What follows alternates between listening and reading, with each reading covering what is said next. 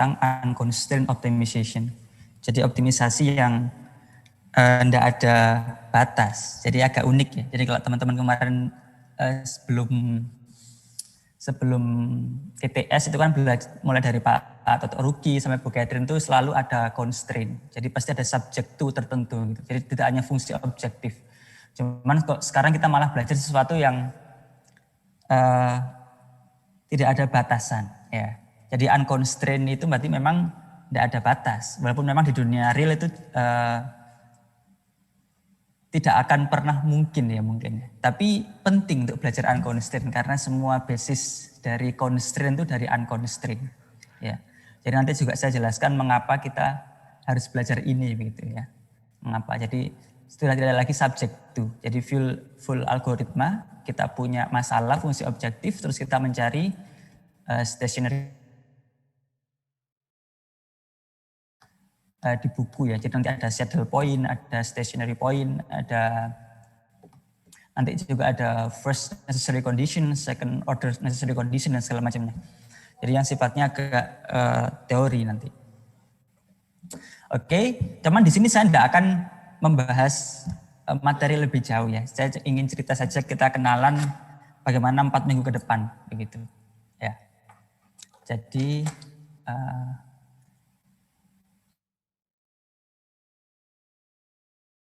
akan mempelajari ini ya. Mungkin saya juga baru sadar kalau saya itu di waktu yang sama ini di semester 5 ini angkatan 18 itu saya di 3 mata kuliah yang berbeda ternyata. Jadi di sinyal saya juga pegang di saat ini. Saya juga pegang optimisasi juga orang-orangnya sama. Bahkan getaran. Getaran itu mungkin kelas A dan kelas C yang kemarin sebelum ETS itu Wir, saya juga sering diskusi dengan Pak Wir di kelas A dan saya di kelas C. Mungkin dengan kelas B tidak ya karena ada Pak Dani di sana. Jadi saya itu dengan teman-teman angkatan 18 ini tuh mostly ya, walaupun tidak semua 18 ada yang mungkin 17 atau mungkin ya 17 ya. Itu di tiga mata kuliah. Nah, nanti modelnya itu sama, mirip-mirip. Nah, sebelum ke sana saya ingin cerita dulu masalah konten. Nah, nanti itu kita intinya itu apa? Direct search method ini sama indirect search method ya. Kalau direct search itu intinya tidak ada turunan. Jadi di sana itu kita akan pure bagaimana menurunkan ya. Jadi akan kita bahas juga, kita bandingkan karya tangan ya. Nanti kalian mungkin dengan tangan itu beberapa iterasi. Kita bermain iterasi saja di sini. Jadi iterasi. Makanya nanti itu coursework-nya itu coding.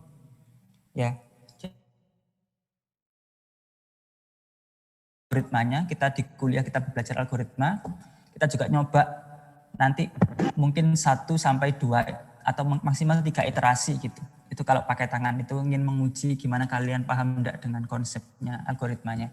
Nah, nanti itu kalian terapkan di MATLAB. Sebenarnya tidak harus MATLAB, bisa Python, bisa C++, cuman kita sepakat MATLAB saja karena itu software yang paling banyak digunakan juga nantinya untuk tugas akhir. Jadi biar kalian juga nanti itu pure kita bangun. Karena nanti iterasi itu mungkin bisa puluhan, bahkan ratusan atau bahkan ribuan juga iterasi. Jadi tidak mungkin kita selesaikan dengan tangan terlalu statis nanti. Nah, sehingga kalau 1, 2, 3 saja untuk pemahaman konsep boleh lah ya. Tapi nanti untuk sampai mendapatkan stationary point, benar-benar nilai optimum dari fungsi objektif tertentu itu, kita pakai bantuan software. Ya, kita sepakati MATLAB saja. Ya. Objek itu tidak ada constraint-nya, jadi unconstrained. Yang ada hanya fungsi objektif. Fungsi. Nah, dari inti kuliah ini adalah dari fungsi itu kita mencari stationary point. Berapa nilai optimumnya gitu.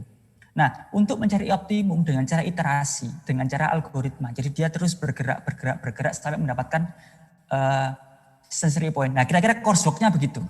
Jadi intinya adalah itu untuk kuliah 4 minggu ini. Nah, ada banyak metode. Nah,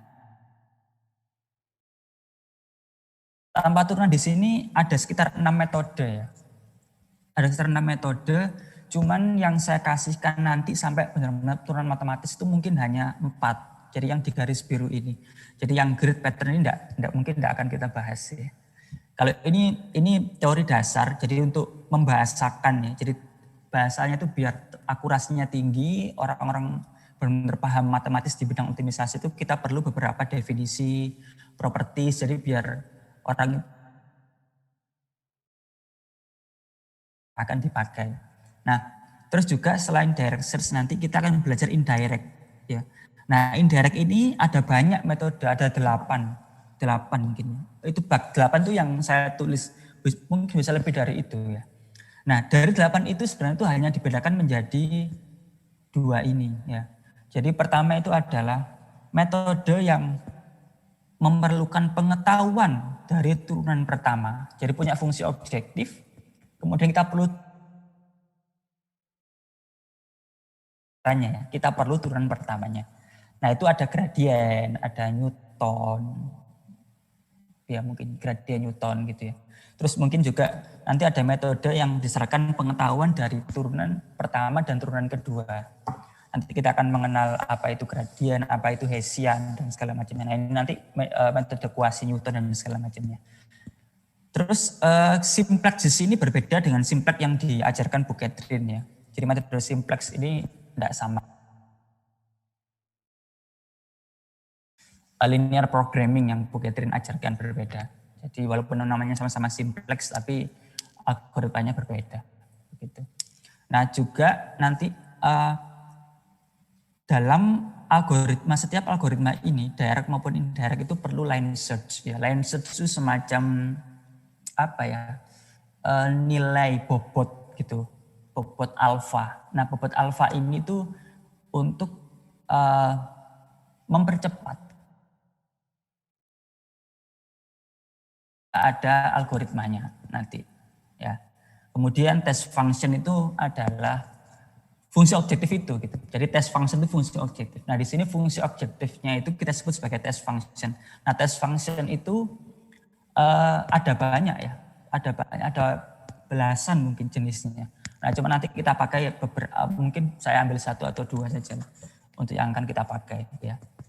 Jadi kira-kira itu unconstrained optimization sama kira-kira 4 minggu ke depan itu. Kemudian tentang pembelajarannya. Mungkin untuk kelas A dan kelas B itu sudah tahu ya. Saya di materi getaran saya juga asinkron. Kita tidak pernah ketemu online pun dengan optimisasi dan sinyal. Nantinya sinyal pun juga Jumat besok kita ada kuliah tamu dari teman saya. Selasa juga ada kuliah tamu dari anak S2 dari Cina. Jadi full saya di sinyal itu juga saya hanya 3 pertemuan. Kemarin sudah diambil, mestinya saya materi cuma diambil sama ENV.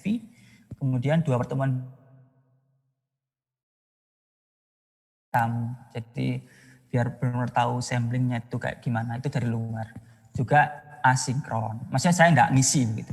Nah, untuk yang optimisasi ini juga sama. Nantinya 4 minggu ke depan itu saya pakai full video recording.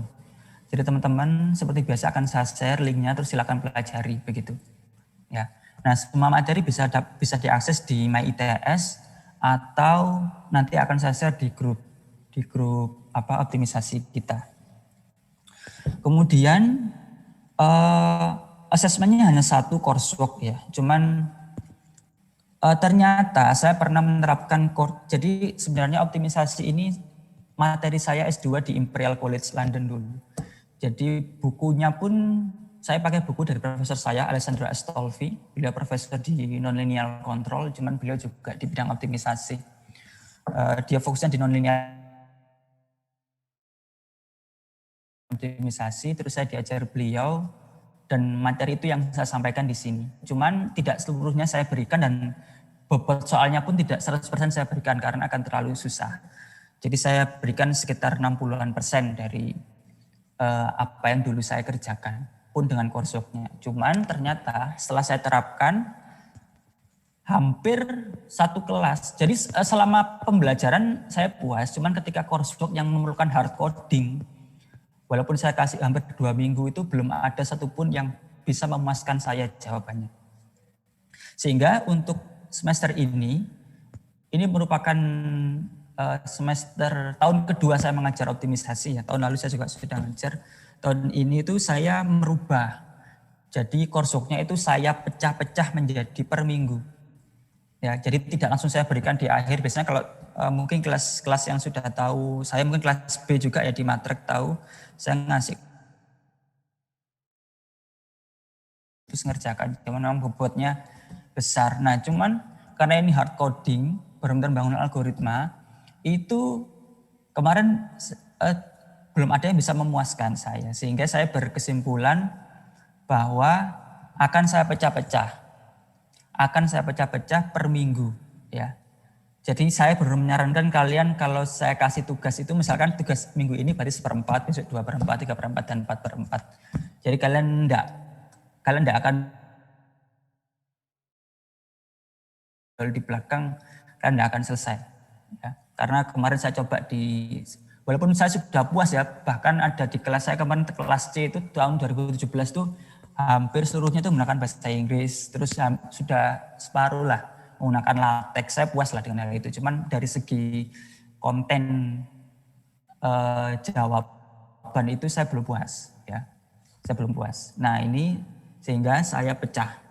Nah terus juga ini silakan teman-teman, kalian mau dibuat tim atau sendiri-sendiri coursework-nya.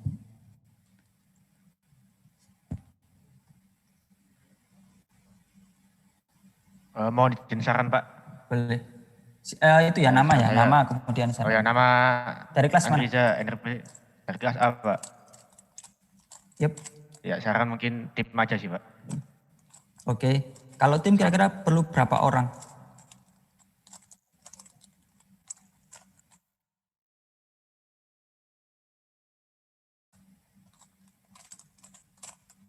Mau saran Pak?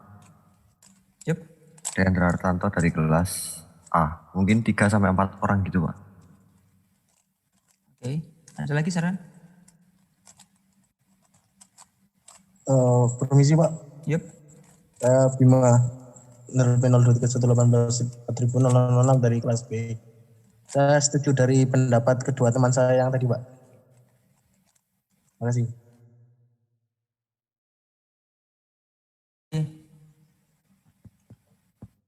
Atmus 3 ya.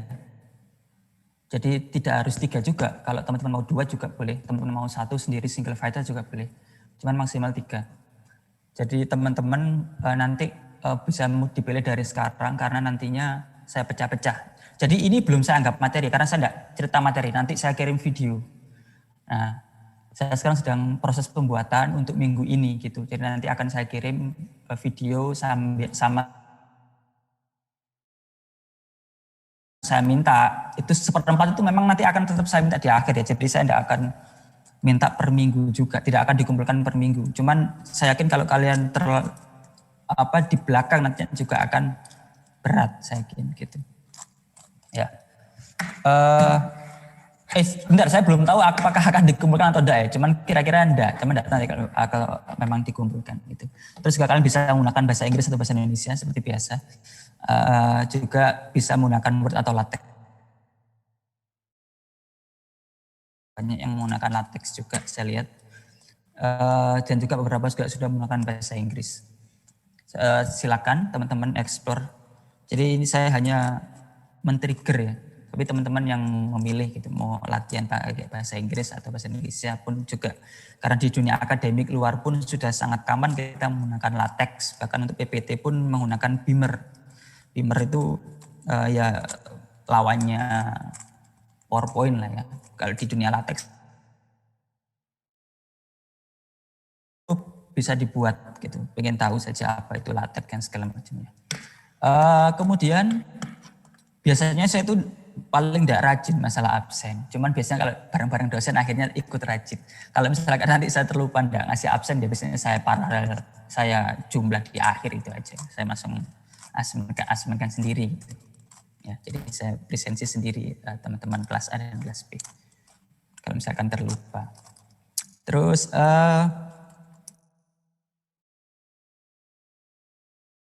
sebagai kontrak lah ya, kontrak kuliah kita selama 4 minggu ke depan. Jadi nanti saya tidak terlalu banyak menjelaskan di teknis karena ini sudah jelaskan di awal. Teman-teman sudah tinggal fokus di materinya. Jadi memang untuk pertemuan ini saya hanya ingin membahas masalah ini saja. Ada pertanyaan? Oh ya, boleh, Cynthia. Ya. Misi Pak Wafi, saya Cynthia Pramesti, NRP 72 dari kelas B. Sekelompok untuk coursework, apakah boleh dari kelas yang berbeda? Boleh. Kalian bebas, ini karena ini saya langsung 2 kelas ya. Tapi itu enggak menyulitkan saya nih. Oke lah, enggak apa-apa lah, enggak apa-apa. Ya, enggak apa-apa. Baik, terima kasih Pak. Selama itu bisa memudahkan kalian juga, silakan beda kelas enggak apa-apa. Cuma nanti itu ya, kalian kasih note ya, biar saya enggak kesusahan nyari. Ini kok enggak ada ini.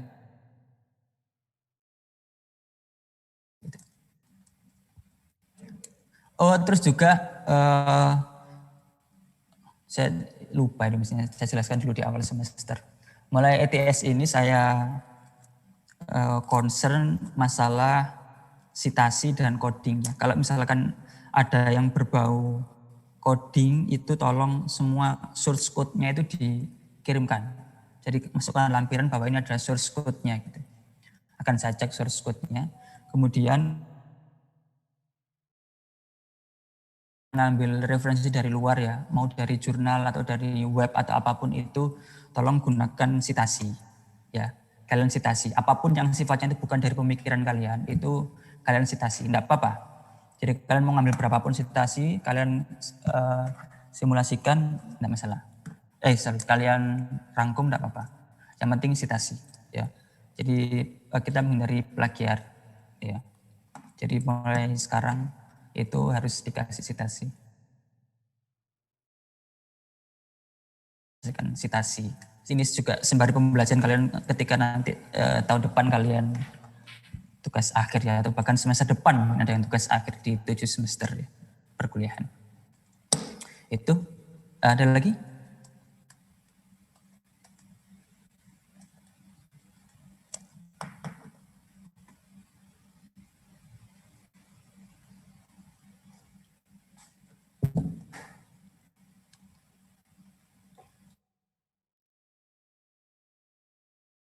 Jadi mungkin terakhir ya itu ya, saya minta kalian lebih bermesraan dengan MATLAB lah. Bagaimana memakai while, memakai for, memakai loop dan segala seterusnya. Karena nanti itu akan perlu ya, karena cukup banyak codingnya nanti per algoritma itu. Bergantung algoritmanya sih, ada semuanya juga. Jadi itu ya.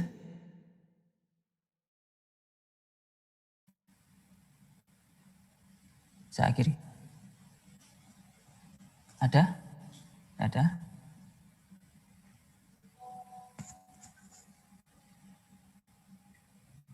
Oke, kalau nggak ada, saya berusaha mengirim maksimal besok untuk video, walaupun saya seringnya telat ya di kelas lain, mungkin tahu di Kedaran saya juga janjinya apa, ngirimnya apa. Ya saya semoga bisa lah besok saya kirim untuk. Sekian dari saya, terima kasih. Jangan lupa presensinya di kelas di web, di WA ya. Jadi sekian, wassalamualaikum warahmatullahi wabarakatuh.